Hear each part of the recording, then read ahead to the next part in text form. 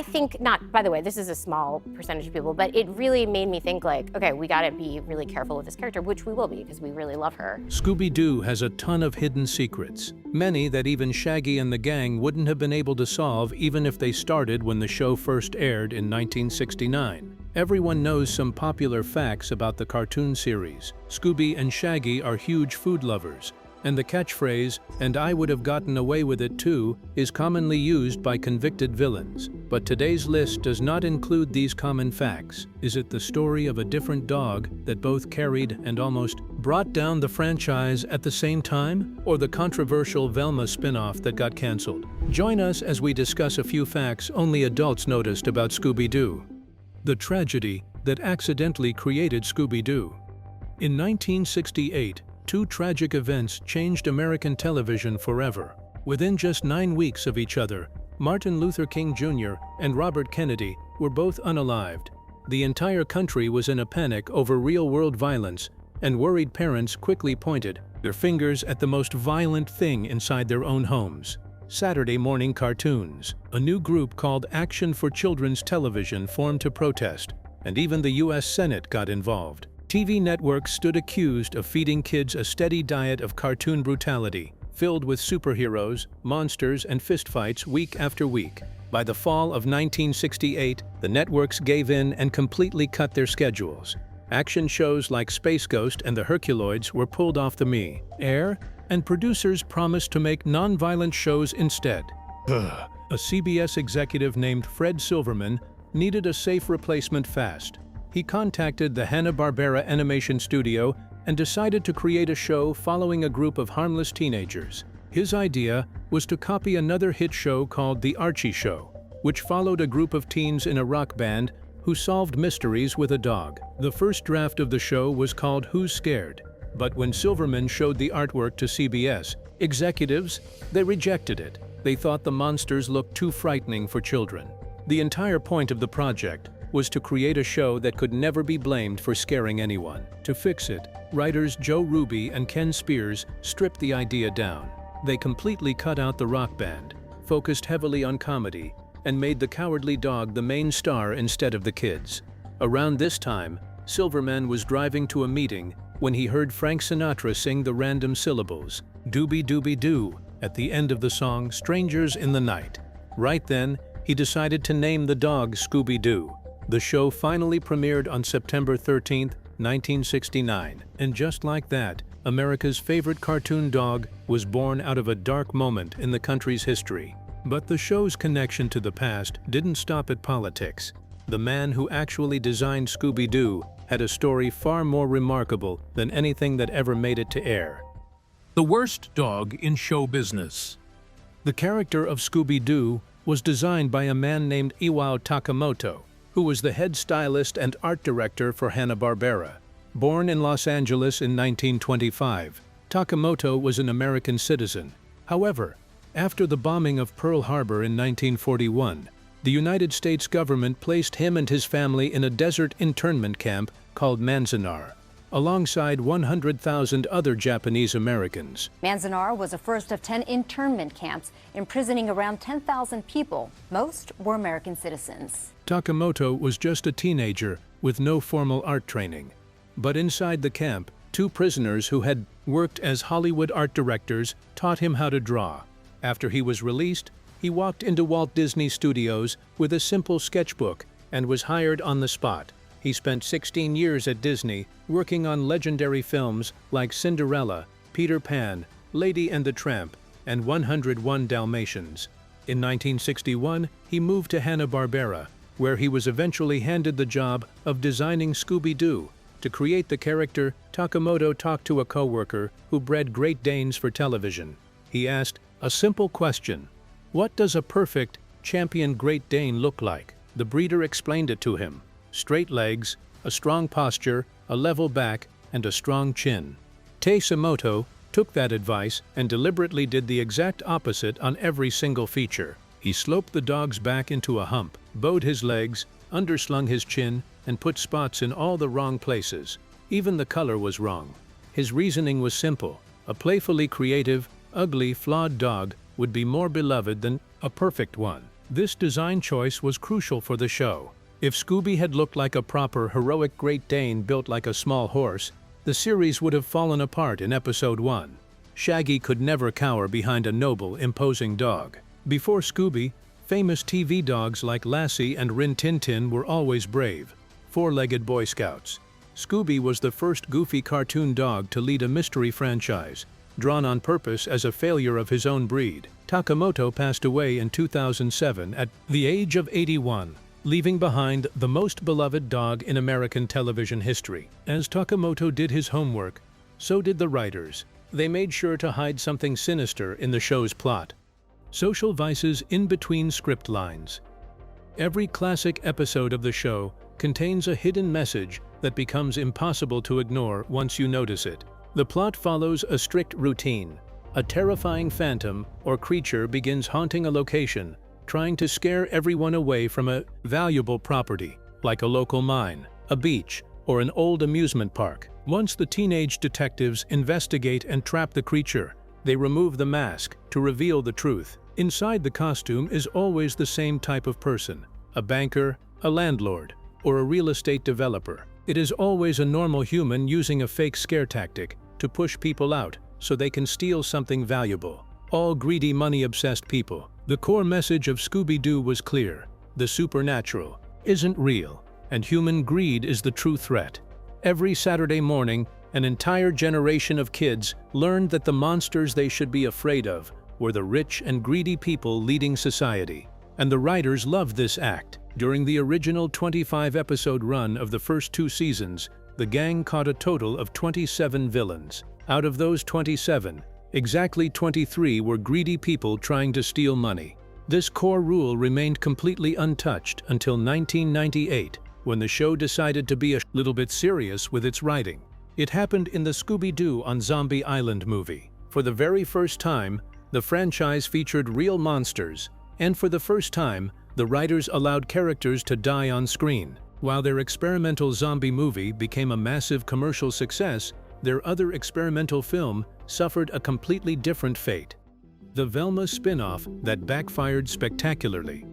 In theory, handing the franchise to Mindy Kaling for an adult cartoon sounded like a bold new idea, but in practice, it became one of the most hated reboots in the history of television. The show, simply titled Velma, launched on HBO Max in January 2023 and immediately ran into massive problems. Warner Brothers made the shocking decision to remove Scooby-Doo from his own franchise entirely. Producers claimed that a talking cartoon dog did not fit the tone of a mature adult comedy. On top of that, the core personalities of every classic character were completely changed. The humor leaned heavily into gore, mean jokes, and sexual references, which was a total departure from everything the franchise had spent 50 years building.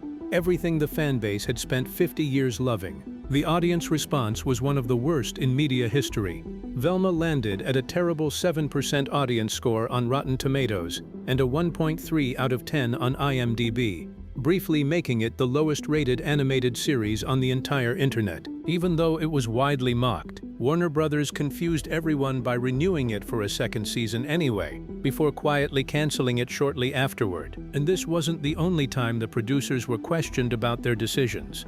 Years earlier, a voice actor did the same. Casey Kasem quit Shaggy over a Burger King commercial. In the mid-1990s, the studio called up voice actor Casey Kasem with what seemed like an easy job. Burger King wanted Shaggy to star in a new commercial, but Kasem read the pitch and immediately said no. He had been a committed vegetarian since the early 1970s, and putting his and Shaggy's famous voice on a fast food hamburger ad felt like he was personally supporting meatpacking factories. He refused to do it, and when the studio kept pushing him, Kasem chose to quit the iconic role entirely. Because he walked away, other voice actors had to step in. Billy West took over as Shaggy for the 1998 movie Scooby-Doo on Zombie Island, and Scott Innes voiced the character in the direct-to-video films that followed. A few years later, Warner Brothers came knocking on Kasem's door again, asking him to return. Kasem agreed to come back, but only under one strict condition. Shaggy had to become a strict vegetarian on screen, permanently. This was a massive and absurd demand at the time, as Shaggy's entire comedic identity was built on eating absurdly oversized, 6-foot-tall meat sandwiches, inhaling them in one sitting alongside Scooby.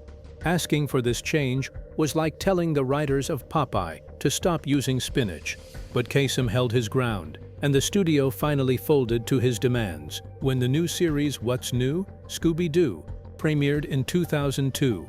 Shaggy was officially and canonically a vegetarian on screen. Because of his firm beliefs, Shaggy Rogers became one of the very few cartoon characters in television history whose diet was permanently rewritten by the person holding the microphone. The next decision, according to those watching, unlike the previous two, was both brilliant and not at the same time. The Mixed Reaction Puppy.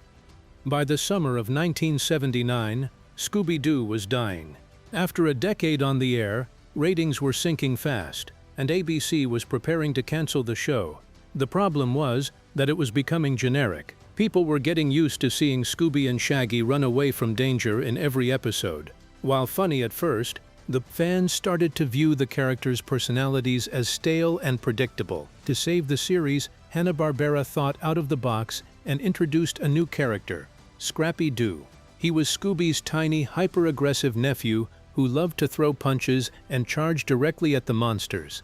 He brought a new catchphrase to the show, Puppy Power, which was originally coined by voice actor Frank Welker during a failed audition for the role. Go get him! Do a swan dive with a half twist and a triple gainer. That's diving talk, Shaggy. The gamble worked perfectly. When the new episodes premiered in September 1979, ratings jumped, ABC threw away the cancellation paperwork, and Scrappy gave the franchise enough momentum to survive into the 1980s. Yet, despite saving the show, audiences grew to absolutely despise him just like they did to his predecessors. Over the following decades, Scrappy became one of the most hated characters in the history of American animation. The character was hated so much that when legendary actor Tim Curry was offered a starring role in the 2002 live-action Scooby-Doo movie, he turned it down simply because he learned Scrappy was going to be in it. They hated Scrappy for being obnoxious, loud, and arrogant. His once-loved puppy power catchphrase now ruined the show's spooky mystery formula, overshadowed the beloved original duo, and deeply annoyed viewers. Then, to solve this, the studio decided to be creative again. They decided to lean into this fan hatred for the film. In James Gunn's original script, the main villain was supposed to be Old Man Smithers. However, the studio rewrote the script to please fans, revealing Scrappy-Doo himself as the evil mastermind. It was accepted and forgotten. Since then, almost every reboot has quietly avoided him entirely. Scrappy's introduction wasn't the only problem. The truth is, the show had been cutting corners long before Scrappy ever showed up. Scooby's inherited budget-saving technique. To stay on the air, the show used a budget-saving trick that Hanna-Barbera had spent 12 years perfecting. To put it in perspective, a classic cartoon like Tom and Jerry needed about 14,000 separate drawings to make just 7 minutes of animation. Scooby-Doo, on the other hand, made that exact same amount of picture using only 2,000 drawings, a staggering 1/7 of the work. This money and time-saving technique was called limited animation, and Scooby-Doo did not invent it. Hanna-Barbera had been using this cheap method since 1957 on shows like The Flintstones and The Jetsons. By 1969, the studio was an expert at making cartoons look good on a tiny fraction of the drawings. Instead of redrawing a character for every single frame, animators would only draw the parts that absolutely had to move. This is why Shaggy's entire body stays completely frozen, while only his mouth moves when he talks. It is also why the backgrounds in scenes look so familiar. When the gang runs down a hallway, they sprint past a door, then another door, and then past the exact same painting over and over again. The studio just took one painted background and slid it on a constant loop behind the characters. Famous Looney Tunes director Chuck Jones hated this cheap style. He openly mocked Hanna-Barbera's cartoons, calling them illustrated radio, meaning they were depthless shows viewers could understand even with their eyes closed. But in a way, inasmuch as the insult stuck, it was still a smart thing to do as the world of media was quickly changing. Also, Because the team worked so fast, a lot of animation mistakes slipped through. For a few frames, Shaggy's hair might accidentally turn blonde. Sometimes characters randomly lose a hand for a split second, or Scooby's spots move to a different part of his body between scenes. Yet, none of these mistakes mattered. The show did not need to be perfect. It was a playful thing millions of kids loved watching. The limited animation technique was a deliberate survival strategy that the studio had spent years refining. The character at the center of it all, however, came together almost entirely by accident. Scooby, a character created by a ton of accidents.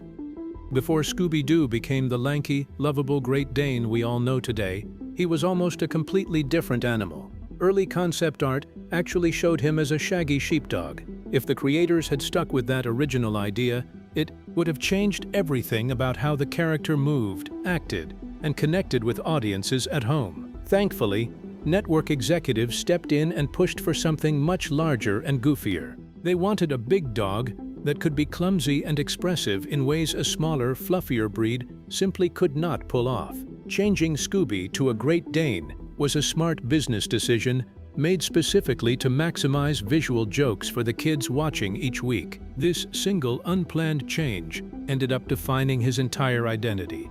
His oversized paws, wobbly legs, and giant reactions all happened because he was big and awkward. A sheepdog might have been cute and cuddly, but a Great Dane could fall over, freak out, and easily steal the spotlight in every scene. Just like his breed, Scooby's iconic voice was also a total accident.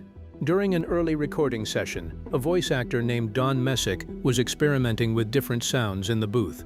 He completely stumbled onto Scooby's unique way of talking, where he adds an R sound to the beginning of almost every single word. The producers instantly realized they had found something special, silly, and completely different from anything else on television. Not my bag, I'm not knocking it, but I just didn't go that route. And so all of my voices are fairly original, I think. Like Scooby-Dooby-Doo. That unplanned moment created one of the most famous cartoon voices in history. For decades, generations of fans have copied catchphrases like Roo-Row and Scooby-Dooby-Doo, without ever knowing that his voice was never originally supposed to sound that way. Scooby was also never meant to be the sole face of the franchise. The show began as an ensemble piece where all 5 characters were expected to share the spotlight. It was only due to overwhelming audience preference, shown through ratings and fan mail, that he gradually overtook the rest of the gang to become the undisputed mascot of the series. The writers even borrowed character archetypes from a 1960s sitcom called Dobie Gillis. Shaggy, Scooby's best friend, was based on a beatnik character in that show named Maynard G. Krebs, who was also allergic to the word work. Even Scooby's most iconic qualities turned out to be unplanned. And as it happens, the same could be said for the mysteries he spent 50 years helping to solve. The mystery was never really a mystery. It is common to assume that Scooby-Doo episodes began with a writer inventing a clever mystery and building the plot forward. However, the actual production process was far less creative and much more practical. Due to intense budget limitations, the studio constantly recycled animation assets like chase sequences, hallways, and backgrounds from older episodes or entirely different cartoons. The issue was that this artwork was often finalized before the script was even written. As a result, the writing team was regularly handed a stack of pre-existing drawings and forced to work completely backward. They had to invent the villain's identity, create a motive, and insert clues that matched animation that had already been completed and approved. Essentially, now, the visuals dictated the logic. The mystery had to be wrapped around whatever footage was available, rather than the story driving the animation. This backward process explains why certain episodes feel a bit strange when watched through adult eyes. The clues frequently failed to connect smoothly to the final reveal because they were retrofitted into pre-drawn scenes. At times, the monster even pops up in areas that make absolutely no sense, based on what the villain was actually trying to accomplish. While this was certainly a messy way to write a mystery, it kept the production line moving, saved money, and guaranteed that new episodes were ready to air on time every week, and with less money used. Now tell us, what are some facts about Scooby-Doo that you know? And was it your favorite cartoon growing up? Share your thoughts with us in the comment section. Remember to like, share, and subscribe for more. Also, click the next video showing on your screen. You will enjoy it.